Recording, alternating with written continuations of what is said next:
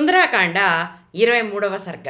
నిన్నటి సర్గలో సీతాదేవి రావణాసురుడిని రాముడికి అప్పచెప్పమని అడగడం, అలాగే రావణాసురుడు సీతాదేవిని పరుషవాక్యాలు మాట్లాడడం, ధాన్యమాలి అనేటువంటి రాక్షస స్త్రీ రావణాసురుడిని నచ్చజెప్పి మెల్లగా అంతఃపురానికి తీసుకెళ్ళిపోవడం జరుగుతుంది.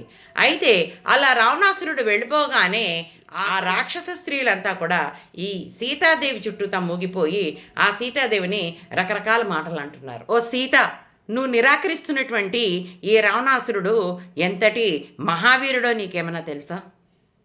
అసలు ఇతడు పులస్త్య వంశంలో పుట్టాడు. పులస్త్య వంశము ఎంత గొప్పతో చూడు. పులస్త్యుల వారు బ్రహ్మమానస పుత్రుడు. 6 ప్రజాపతులలో 4వ వాడు. అతడు కుమారుడు విశ్రవసు. ఆయన బ్రహ్మదేవుడితో సమానం.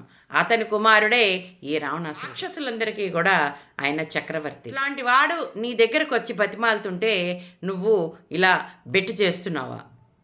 ఇలా నిరాకరిస్తున్నావా? 33 కోట్ల మంది దేవతల్ని జయించాడు, దేవేంద్రుణ్ణి జయించాడు. అంత గొప్పవాడు నిన్ను వరిస్తుంటే ఎందుకు నిరాకరిస్తున్నావు? అతడు భార్య కావటానికి నీకు ఏంటి సంశయం? ఎందుకు అలాగా ఆలోచనలో పడ్డావు నువ్వు? రాక్షసరాజుకి భార్యలందరిలోనూ మండోదర్ అంటే చాలా ఇష్టం. అట్లాంటి మండోదర్ని కూడా నీ గురించి వదులుకోవాలనుకున్నాడు.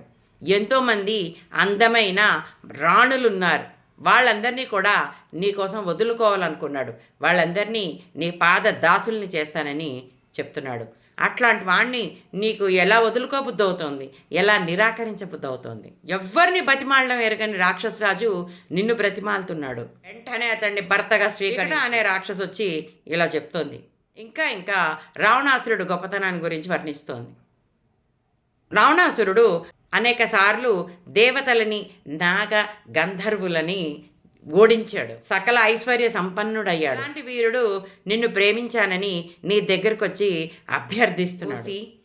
నీచురాల, అంతటి వాడు నిన్ను అలా ప్రార్థిస్తుంటే అతన్ని ఎలా నిరాకరిస్తున్నావు అని అంటుంది. ఇంతలో దుర్ముఖి అనేటువంటి ఓ రాక్షసు వస్తుంది. ఆమె మెల్లగా సీతతోటి ఇలా చెప్తా, ఈ రావణాసురుడికి భయపడి సూర్యుడు ఎండ తగ్గించుకుంటాడు, వాయువు గట్టిగా వీచడు. అంతటి పరాక్రమవంతుడు ఆజ్ఞని ఎందుకు ధిక్కరిస్తాడు? రాక్షసరాజుకి భయపడి చెట్లు పుష్పవృష్టి కురిపిస్తాయి, అతడు కోరినప్పుడే వర్షాలు వర్షిస్తాయి, పర్వతాలు జలపాతాలు కురిపిస్తాయి. అంత పరాక్రమవంతుడి భార్య కావడం కన్నా భాగ్యం ఏముంటుంది? అతన్ని భర్తగా అంగీకరించడానికి సంశయం ఎందుకు? నా మాట విను, ఆ రావణుణ్ణి భర్తగా స్వీకరించకపోతే నిన్ను ప్రాణాలతో ఉండనివ్వడు అని చెప్పేసి చెప్తోంది. ఇంకా ఆ రాక్షస స్త్రీలు ఏం మాట్లాడతారో వచ్చే సర్గలో చూద్దాం. అంతవరకు సెలవు.